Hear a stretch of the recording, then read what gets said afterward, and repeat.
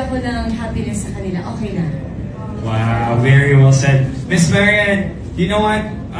Sabi nga nila, #blessed.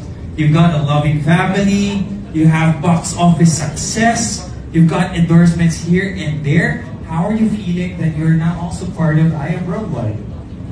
To be honest, sabi ko talaga sa kanila, can you just give me 1 month? I want to try the product first. Oh. Yun talaga yung sinabi ko sa kanila. At sabi ko talaga, gusto kong subukan yung produkto para ako mismo, in time na may press con ako, masabi ko talaga yung totoong na-experience ko. At ang masasabi ko talaga, buti na lang nakilala ko sila. Tulad ng sinabi mo, siguro nga nasa akin na yung sinasabi mo, office or mga endorsement, pero ang pinakamahalaga kasi sa lahat, yung health. Yes. So kung wala yung lahat, kung wala ka, parang nasa na yung lahat, pero yung health, medyo malabo ka, para sa akin, it's useless. Kailangan lahat magkakasama at ang pinaka-importante sa akin at sa buong pamilya namin is yung health.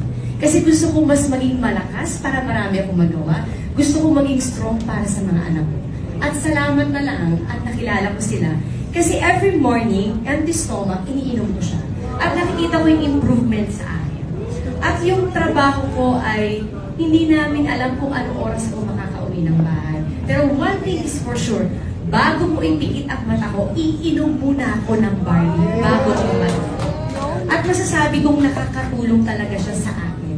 Kaya nung na-experience ko to, sinabi ko kay nanay, sa lola ko, at sa mama ko, kahit sila ngayon, umiinom sila nito.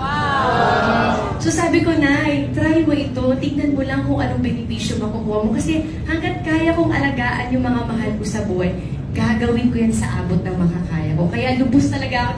Actually, kung nagpapa-thank you sila sa akin, parang mas magpa-thank you ako. Kasi dahil sa kanila, mas lalo ko naintindihan ano ba ang magagawa o maidudulot ng barley sa katawan ng tao. At hindi lang pang akin na, ultimong sa mga anak ko, pinapatry ko siya.